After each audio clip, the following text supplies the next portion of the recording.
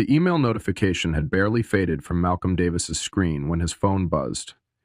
He'd been sketching revisions for a library remodel in his Charleston firm's quiet second-floor office, the early evening sun casting long golden slants across the table. The call was from Renee. He stared at the name, sighed, and answered. "Hey," he said, depicting something trivial. Her usual passive-aggressive updates, but her voice cut through, flat and rehearsed. "I'm divorcing you, Malcolm, and I've already sold the house." Silence. His hand paused midair, pen hovering over vellum. "You." "What?" he said, tone even. "Sold the house," she repeated, slower this time, as if he were hard of hearing. "The papers are signed. I'm moving in with Trevor. I assume you'll figure out where to go." She ended the call without waiting for a response. Malcolm sat in stillness for several seconds. No breath, no blinking.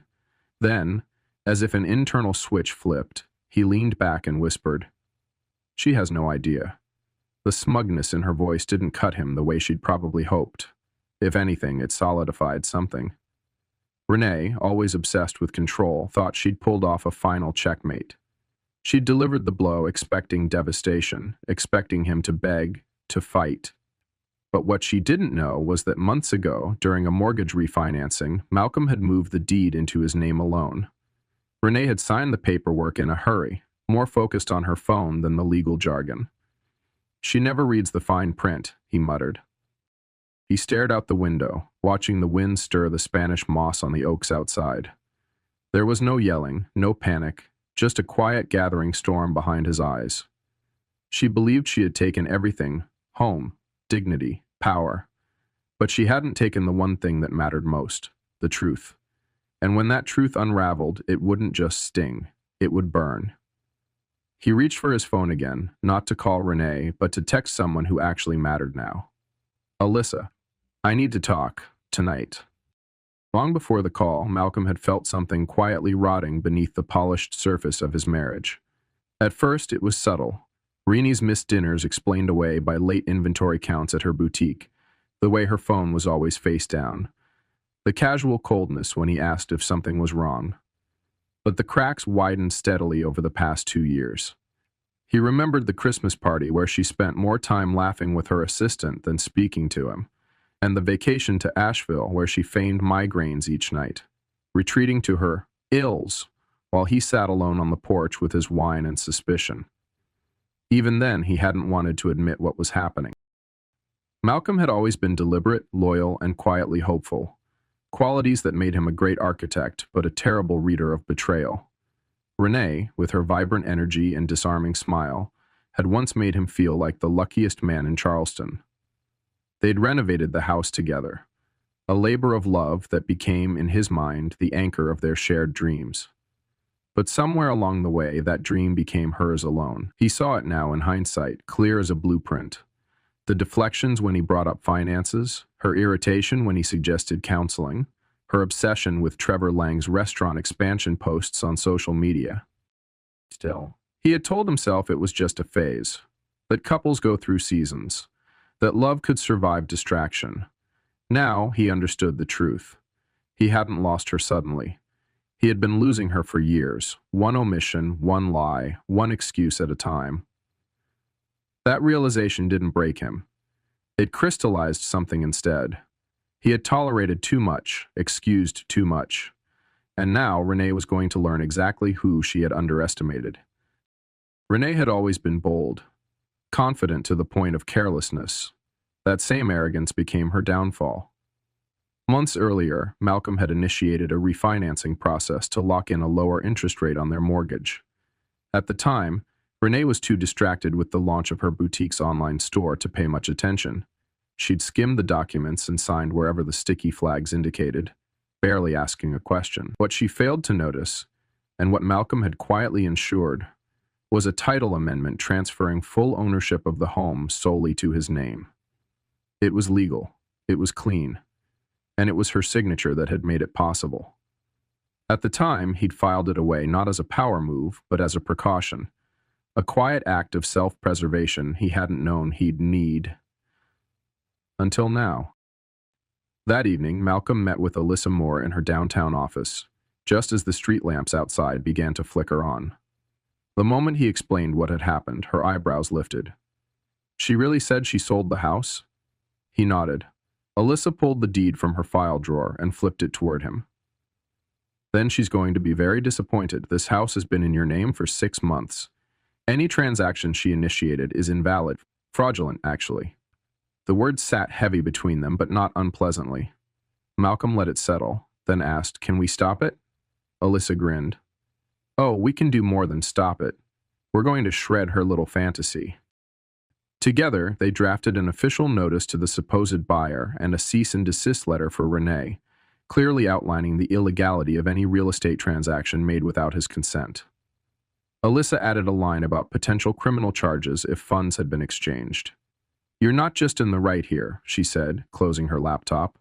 "All the cards." As Malcolm left her office, the warm weight of quiet revenge settled on his shoulders. Renee had built her escape plan on a fantasy, and by morning, that fantasy would collapse, starting with a legal letter that would hit her inbox like a brick. The wheels touched down at Charleston International just after 6 p.m., the late summer light spilling gold over the tarmac. Malcolm stepped off the plane with a calm that felt almost unnatural. His carry-on rolled quietly behind him, but inside, his mind buzzed with everything that lay ahead. As he drove down the familiar oak-linked streets toward their home, he noted how unchanged everything looked on the surface. The same neighbors watering their hydrangeas, the same kids playing street basketball. But for him, everything had shifted. This wasn't a homecoming. It was the beginning of a quiet siege. When he pulled into the driveway, the first thing he noticed was that her car was gone. Typical, always absent when things needed confronting. The porch light flickered on automatically as he stepped inside, and for a moment the house felt eerie. Too still, too untouched.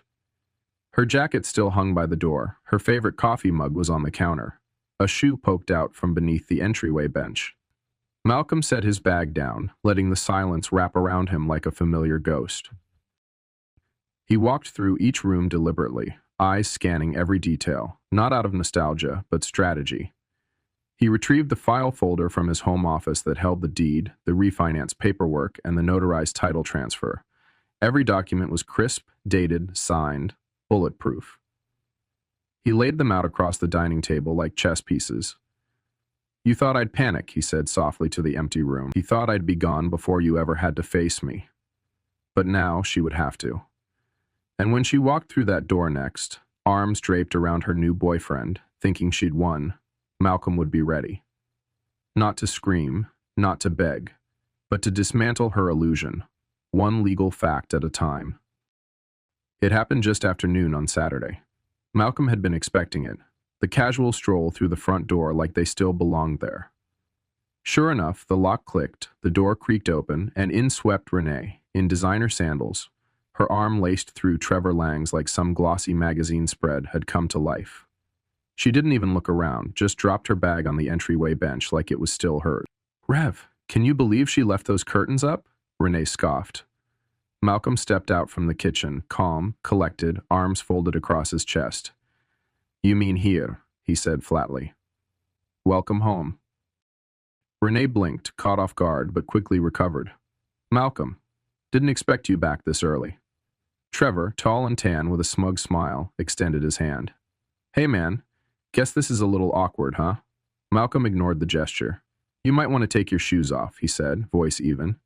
"It's not polite to walk around someone else's house like you own it." That landed. Renee narrowed her eyes. "Excuse me?" Malcolm moved to the dining table and picked up the manila folder he'd prepared.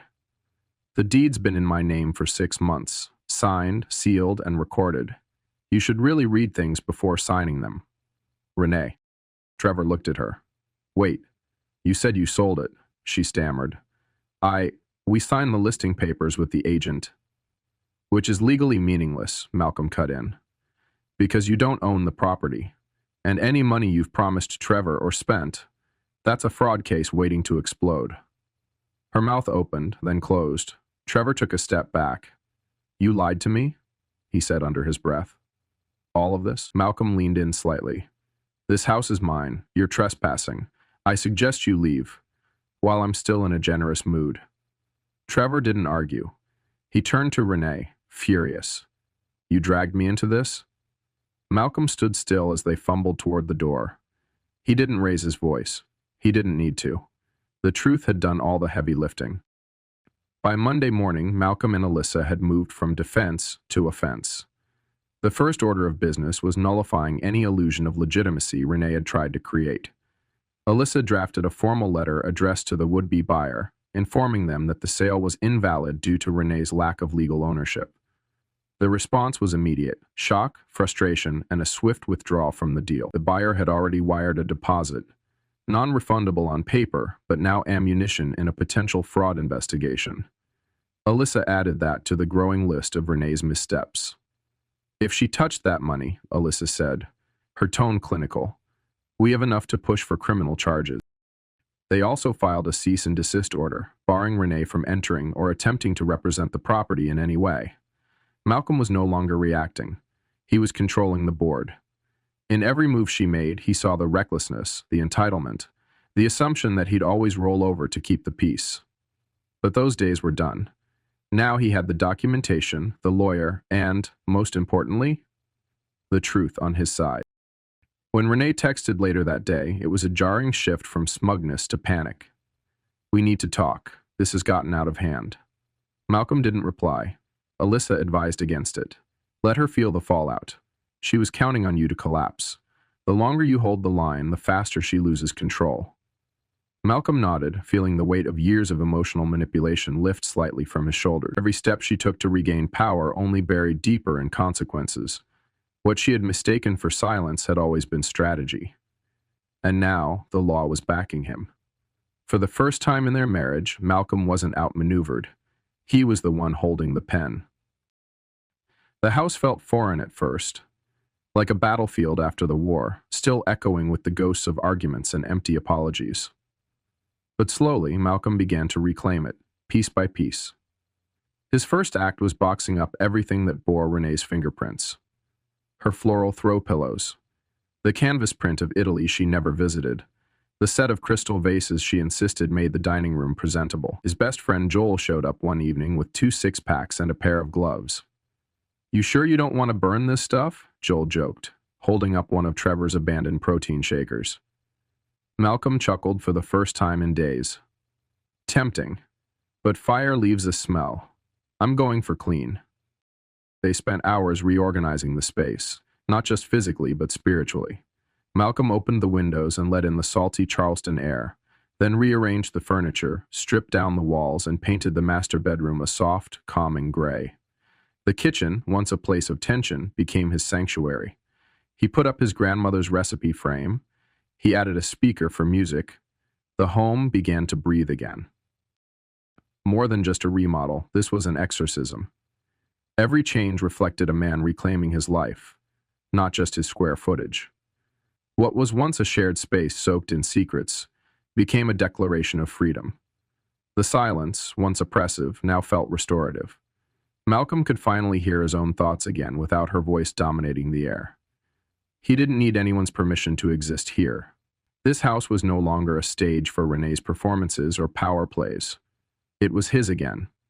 Every room, every drawer, every step of polished hardwood. And as the dust settled, so did he. In a space finally shaped by truth, not illusion. She came alone this time. No Trevor, no designer handbag slung over her shoulder. Just Renee, standing in the doorway with that tight, practiced smile Malcolm had seen 100 times before. Only now it looked brittle. Can we talk? She asked, voice softer than usual, like maybe if she spoke gently enough, he'd forget everything. Malcolm didn't flinch. He stepped aside and let her in. Not out of grace, but closure. She wandered into the living room like it still belonged to her, eyes scanning the unfamiliar furniture placement, the new curtains, the absence of her curated clutter. It's different, she said. It's better, Malcolm replied, motioning for her to sit. She didn't. She launched into a half-hearted apology. How things got complicated, how she didn't mean for it to escalate. But Malcolm had waited long enough for this moment, and he didn't intend to waste it on false sentiment. You didn't just betray me, he said evenly. You tried to erase me. To kick me out of the life I built while you were planning your escape. He set a folder down on the table. The divorce papers followed up, waiting for her signature. Her hand trembled slightly as she reached for them. I never thought you'd actually fight back, she whispered. I know, he said. That was your mistake. She lingered a moment longer, perhaps expecting some flicker of nostalgia, a crack in his armor. But Malcolm had nothing left to give her. Not hatred, not love, not regret. I'm not angry anymore, he said. But I'm not going to let you rewrite the ending. As she turned to leave, her footsteps hesitant, Malcolm felt no triumph, only clarity. The door closed behind her with the last thread of a life he no longer needed. The days that followed were quiet, not the kind of silence that gnaws at the edges of loneliness, but the kind that soothes, that allows you to exhale without bracing for impact. Malcolm sat alone on the back porch most evenings, a mug of strong tea in hand, watching the warm Charleston twilight melt into the marsh. The cicadas sang.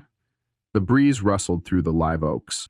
For the first time in years, there was no tension waiting behind a closed door, no tiptoeing around moods or unspoken resentments.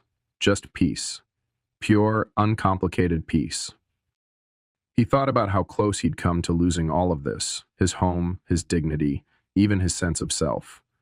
Renee hadn't just tried to sell a house, she'd tried to erase him from his own story. And yet, here he was, still standing, still strong, still in control. The anger had passed, replaced by something firmer, or from anyone. The life he was building now wasn't for performance or approval. It was for him. Sometimes he'd catch a whiff of her perfume in a sweater she left behind, or find an old note tucked in a drawer. But he didn't flinch. Those fragments belonged to someone he used to be, someone who had tolerated too much for too long. Now, he was reclaiming more than just space. He was reclaiming himself. And as he sipped his tea beneath the fading sky, Malcolm smiled. He didn't just survive the storm, he designed the rebuild. A month later, the house no longer looked like a place he used to share. It looked like a place reborn. Malcolm had finally hung the vintage jazz prints he'd been saving for years, added a small herb garden in the kitchen window, and replaced the stark bedroom set with warmer, softer textures. It wasn't flashy, but it was real. It was his. On weekends, he walked to the local farmer's market, chatted with neighbors he used to only wave at, and rediscovered his passion for woodworking in the garage out back. He even found himself sketching a new design. A lake cabin, quiet and minimal, something he might build for himself one day just outside Asheville. The idea wasn't concrete yet, but it felt like possibility again. There were no more late-night fights, no passive-aggressive silence, no second-guessing his worth. He no longer had to shrink to make room for someone else's ego. Every part of his life, his schedule, his space, his future, was fully his own. And though he hadn't planned to be alone at this stage of life, he was beginning to see the beauty in it, the freedom, the clarity. When Joel asked over beers one night if he was dating yet, Malcolm just laughed. I'm dating peace, he said. And it was true. He wasn't in a rush. For the first time in years, he wasn't chasing anything. He was building, slowly, deliberately, authentically. This wasn't just recovery. This was reinvention. And it had never felt so right. Betrayal doesn't always leave bruises. It often arrives with a smile and a signature. For Malcolm, the greatest victory wasn't proving Renee wrong or reclaiming the house. It was rediscovering the quiet strength he'd forgotten he had. He learned that love without respect is a prison, and silence in the face of injustice only feeds control. By choosing calm over chaos and clarity over revenge, Malcolm didn't just win legally, he healed emotionally. Sometimes walking away isn't weakness, it's wisdom. And in the ruins of what was, he built something better. A life rooted in self-worth, peace, and the power of starting over. Malcolm's journey reveals that the greatest strength often lies in quiet resolve, not explosive reaction. When faced with betrayal, manipulation, and the threat of losing everything he built, he didn't lash out. He prepared. He leaned on truth, on law, and on the quiet power of knowing his worth. The lesson isn't just about protecting assets. It's about protecting identity. Too often, people stay in relationships that chip away at their dignity, mistaking endurance for loyalty. Malcolm showed that loyalty without reciprocity is self-sabotage. By taking legal and emotional control, he turned a crisis into a turning point. The house he saved became more than property. It became a metaphor for his life, something worth defending, redesigning, and ultimately reclaiming. His ability to stay grounded, even when provoked, turned the tables on someone who underestimated him. Malcolm's story teaches us that we don't have to scream to be powerful, and we don't have to seek revenge to find justice. Sometimes the most profound revenge is living better, freer, calmer, and more authentically than ever before. And in doing so, we realize peace isn't what others give us. It's what we choose to keep when we finally stop settling.